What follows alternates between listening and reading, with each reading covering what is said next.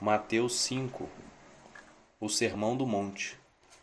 Certo dia, quando Jesus viu que as multidões se ajuntavam, subiu à encosta do monte e ali sentou-se. Seus discípulos se reuniram ao redor, e ele começou a ensiná-los. Felizes os pobres de espírito, pois o reino dos céus lhes pertence. Felizes os que choram, pois serão consolados. Felizes os humildes, pois herdarão a terra. Felizes os que têm fome e sede de justiça, pois serão saciados. Felizes os misericordiosos, pois serão tratados com misericórdia. Felizes os que têm o coração puro, pois verão a Deus. Felizes os que promovem a paz, pois serão chamados filhos de Deus. Felizes os perseguidos por causa da justiça, pois o reino dos céus lhes pertence. Felizes são vocês quando por minha causa sofrerem zombaria e perseguição, e quando outros, mentindo, disserem todo tipo de maldade a seu respeito. Alegrem-se e exultem, porque uma grande recompensa os espera no céu. E lembrem-se de que todos os antigos profetas foram perseguidos da mesma forma. Vocês são o sal da terra, mas se o sal perder o sabor, para que servirá? É possível torná-lo salgado outra vez? Será jogado fora e pisado pelos que passam, pois já não serve para nada. Vocês são a luz do mundo. É impossível esconder uma cidade construída no alto de um monte. Não faz sentido acender uma lâmpada e depois colocá-la sob um cesto. Pelo contrário, ela é colocada num pedestal, de onde ilumina todos que estão na casa. Da mesma forma, suas boas obras devem brilhar, para que todos as vejam e louvem seu Pai, que está no céu. Não pensem que eu vim abolir a lei de Moisés ou os escritos dos profetas. Vim cumpri-los. E eu lhes digo a verdade: enquanto o céu e a terra existirem, nem a menor letra ou menor traço da lei desaparecerá até que todas as coisas se cumpram. Portanto, quem desobedecer até o menor mandamento e ensinar outros a fazer o mesmo, será considerado menor no reino dos céus. Mas aquele que obedecer à lei de Deus e ensiná-la será considerado grande no reino dos céus. Eu os advirto: a menos que a sua justiça supere muito a justiça dos mestres da lei e dos fariseus, vocês jamais entrarão no reino dos céus. Vocês ouviram o que foi dito aos seus antepassados: não mate. Se cometer homicídio, será sujeito a julgamento. Eu, porém, lhes digo que basta irar-se contra alguém para estar sujeito a julgamento. Quem xingar, além de estúpido, corre o risco de ser levado ao tribunal. Quem chamar alguém de louco, corre o risco de ir para o inferno de fogo. Portanto, se você estiver apresentando uma oferta no altar do templo e se lembrar que alguém tem algo contra você, deixe sua oferta ali no altar. Vá, reconcilie-se com a pessoa e então volte e apresente a sua oferta. Quando você e seu adversário estiverem ao caminho do tribunal, acertem logo suas diferenças. Do contrário, pode ser que o acusador entregue ao juiz, e o juiz a um oficial, e você seja lançado na prisão. Eu lhe digo a verdade: você não será solto enquanto não tiver pago até o último centavo. Vocês ouviram o que foi dito: não cometa adultério. Eu, porém, lhes digo que quem olha para uma mulher com cobiça já cometeu adultério com ela em seu coração. Se o olho direito o leva a pecar, arranque-o e jogue-o fora. É melhor perder uma parte do corpo do que ser todo ele lançado no inferno. E se a mão direita o leva a pecar, corte-a e jogue-o fora. É melhor perder uma parte do corpo que ser todo ele lançado no inferno. Também foi dito: quem se divorciar da esposa deverá conceder-lhe um certificado de divórcio. Eu, porém, lhes digo que quem se divorcia da esposa, exceto por imoralidade, a faz cometer adultério, e quem se casa com uma mulher divorciada também comete adultério. Vocês também ouviram o que foi dito aos seus antepassados: não quebre seus juramentos, cumpra os juramentos que fizeram ao Senhor. Eu, porém, lhes digo que não façam juramento algum. Não digam: juro pelo céu, pois o céu é o trono de Deus. Também não digam: juro pela terra, pois a terra é onde ele descansa os pés. E não digam: juro por Jerusalém, pois Jerusalém é a cidade do grande rei. Nem sequer digam: juro pela minha cabeça, pois vocês não podem tornar branco ou preto um fio de cabelo sequer. Quando disserem sim, seja de fato sim. Quando disserem não, seja de fato não. Qualquer coisa além disso vem do maligno. Vocês ouviram o que foi dito, olho por olho, dente por dente. Eu, porém, lhes digo que não se oponham ao perverso. Se alguém lhe der um tapa na face direita, ofereça também a outra. Se você for processado no tribunal e lhe tomarem a roupa do corpo, deixe que levem também a capa. Se alguém o forçar a caminhar 1 milha com ele, caminhe 2. Dê a quem pedir e não volte as costas a quem quiser tomar emprestado de você. Vocês ouviram o que foi dito: ame o seu próximo e odeie o seu inimigo. Porém eu lhes digo: amem seus inimigos e orem por quem os persegue. Deste modo vocês agirão como verdadeiros filhos de seu Pai, que está no céu, pois ele dá a luz tanto a maus como a bons, e faz chover tanto sobre injustos como justos. Se amarem apenas os que o amam, que recompensa receberão? Até os cobradores de impostos fazem o mesmo. Se cumprimentarem apenas seus amigos, que estarão fazendo demais? Até os gentios fazem isso. Portanto, sejam perfeitos, como perfeito é seu Pai Celestial. Mateus capítulo 6. Ensino sobre o auxílio aos necessitados. Tenham cuidado, não pratiquem suas boas ações em público, para serem admirados por outros, pois não receberão a recompensa de seu Pai que está no céu. Quando ajudarem algum necessitado, não façam como os hipócritas, que tocam trombetas nas sinagogas e nas ruas para serem elogiados pelos outros. Eu lhes digo a verdade, eles não receberão outra recompensa além dessa. Mas quando ajudarem alguém necessitado, não deixem que a mão esquerda saiba o que a direita está fazendo. Deem sua ajuda em segredo, e seu Pai, que observa em segredo, os recompensará. Quando vocês orarem, não sejam como os hipócritas, que gostam de orar em público nas sinagogas e nas esquinas, onde todos possam vê-los. Eu lhes digo a verdade, eles não receberão outra recompensa além dessa. Mas quando orarem, cada um vá para o seu quarto, feche a porta e ore a seu Pai, em segredo. Então seu Pai, que observa em segredo, os recompensará. Ao orar, não repitam frases vazias sem parar, como os fazem os gentios. Eles acham que, se repetirem as palavras várias vezes, suas orações serão respondidas. Não sejam como eles, pois seu Pai sabe exatamente o que vocês precisam antes mesmo de pedirem. Portanto, orem da seguinte forma: Pai nosso que estás no céu, santificado seja o teu nome. Venha o teu reino, seja feita a tua vontade, assim na terra como no céu. Dá-nos hoje o pão para este dia, e perdoa as nossas dívidas, assim como perdoamos os nossos devedores. E não nos deixes cair em tentação, mas livra-nos do mal, pois teu é o reino, o poder e a glória para sempre. Amém. Seu Pai Celestial os perdoará se perdoarem aqueles que pecam contra vocês.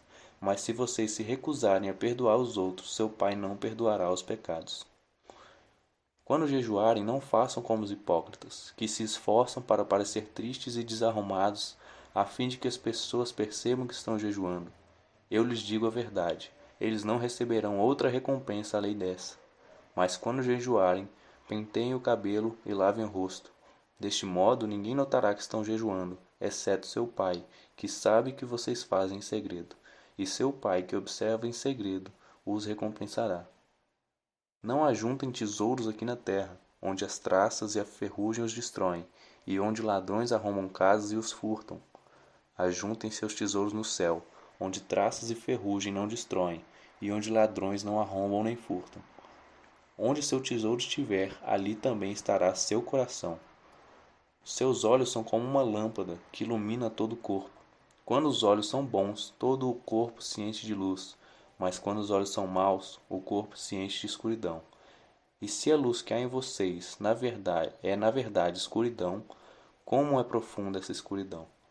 Ninguém pode servir a dois senhores, pois odiará um e amará o outro, será dedicado a um e desprezará o outro. Vocês não podem servir a Deus e ao dinheiro. Por isso eu lhes digo que não se preocupem com a vida diária, se terão o suficiente para comer, beber ou vestir. A vida não é mais que comida e o corpo não é mais que roupa? Observem os pássaros, eles não plantam nem colhem, nem guardam alimento em celeiros, pois seu Pai Celestial os alimenta. Acaso vocês não são muito mais valiosos que os pássaros? Qual de vocês, por mais preocupado que esteja, pode acrescentar ao menos 1 hora à sua vida? E por que se preocupar com a roupa? Observem como crescem os lírios do campo. Não trabalham nem fazem roupas. E, no entanto, nem Salomão em sua glória, em toda sua glória, se vestiu como eles. E se Deus veste se Deus veste com tamanha beleza as flores silvestres, que hoje estão aqui e amanhã são lançadas ao fogo, não será muito mais generoso com vocês. E se Deus veste com tamanha beleza as flores silvestres que hoje estão aqui e amanhã são lançadas ao fogo, não será muito mais generoso com vocês, gente de pequena fé? Portanto, não se preocupem dizendo o que vamos comer, o que vamos beber, o que vamos vestir. Essas coisas ocupam o pensamento dos pagãos, mas seu Pai Celestial já sabe do que vocês precisam. Busquem em primeiro lugar o reino de Deus e a sua justiça, e todas essas coisas lhes serão dadas. Portanto, não se preocupem com o amanhã, pois o amanhã trará suas próprias inquietações. Bastam para hoje os problemas deste dia. Mateus 7. Não julguem para não serem julgados, pois vocês serão julgados pelo modo como julgam os outros. O padrão de medida que adotarem será usado para medi-los. Por que você se preocupa com o cisco no olho do seu amigo, enquanto há um tronco no seu próprio olho? Como pode dizer ao seu amigo, deixe-me ajudá-lo a tirar o cisco de seu olho, se não consegue ver o tronco em seu próprio olho? Hipócrita! Primeiro, livre-se do tronco em seu olho, então você verá o suficiente para tirar o cisco do olho do seu amigo. Não deem o que é santo aos cães, nem joguem pérolas aos porcos, pois os porcos pisotearão as pérolas, e os cães se voltarão contra vocês e os atacarão.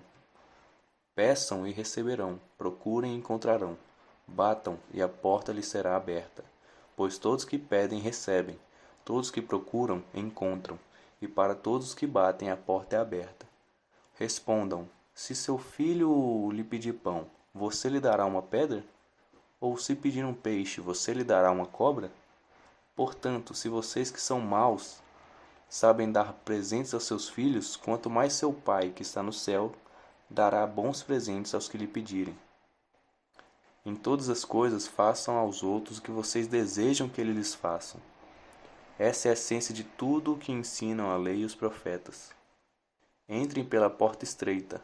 A estrada que conduz à destruição é ampla e larga é a sua porta, e muitos escolhem esse caminho, mas a porta para a vida é estreita, e o caminho é difícil, e são poucos que os encontram.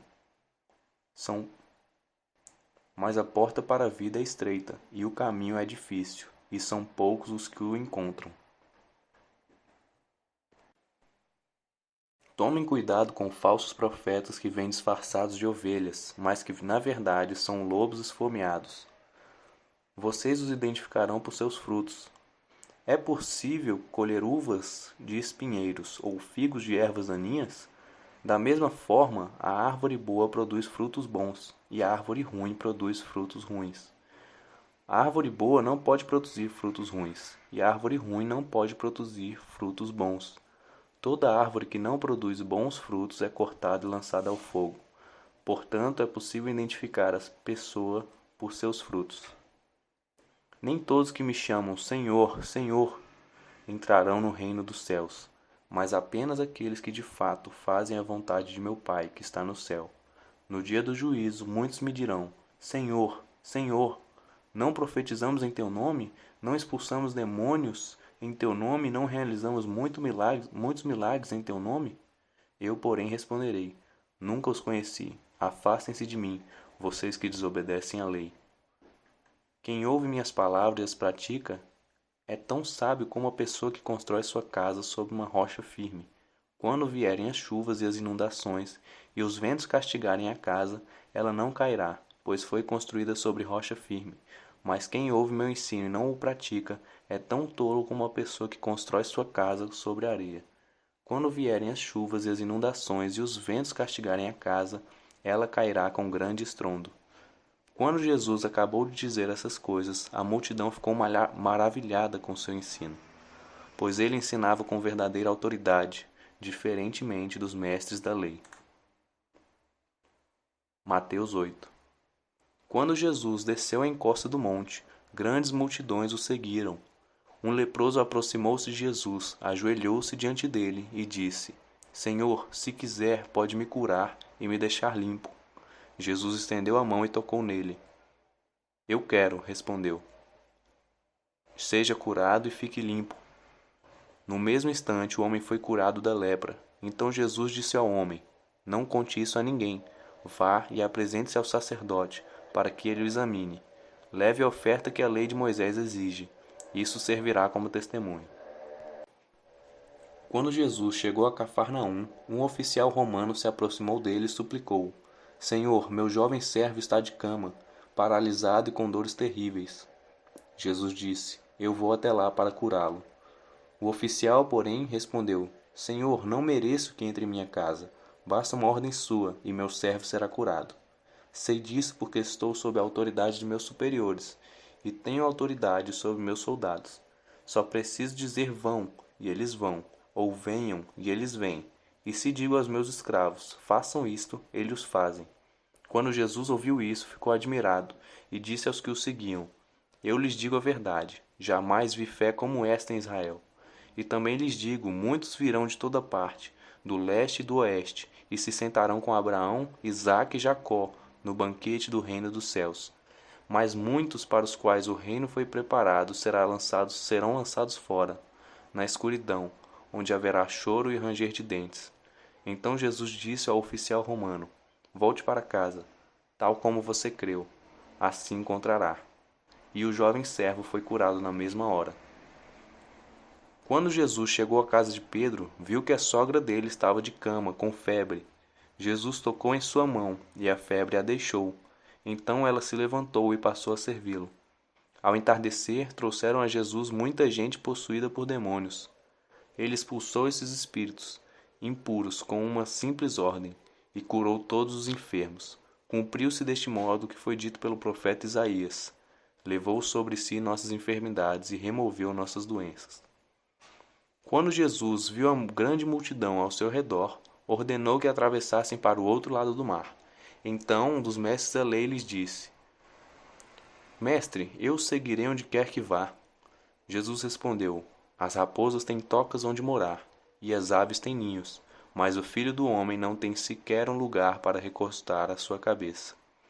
Outro discípulo disse: Senhor, deixe-me primeiro sepultar meu pai. Jesus respondeu: Siga-me agora. Deixe que os mortos sepultem a seus próprios mortos. Em seguida, Jesus entrou no barco, e seus discípulos o acompanharam. De repente, veio sobre o mar uma tempestade violenta, com ondas que cobriam o barco. Jesus, no entanto, dormia. Os discípulos foram acordá-lo, clamando: Senhor, salve-nos, vamos morrer. Por que vocês estão com medo? Perguntou ele. Como é pequena sua fé? Então levantou-se, repreendeu o vento e o mar, e houve grande calmaria. Os discípulos ficaram admirados. Quem é este homem? Diziam eles. Até os ventos e o mar lhe obedecem.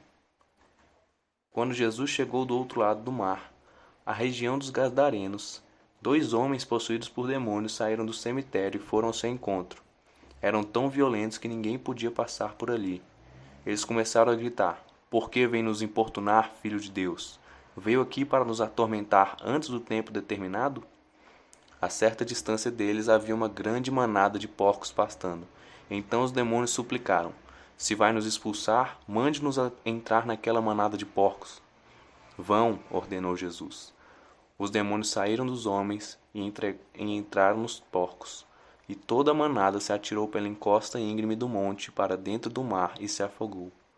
Os que cuidavam dos porcos fugiram para uma cidade próxima e contaram a todos o que havia ocorrido com os homens possuídos por demônios.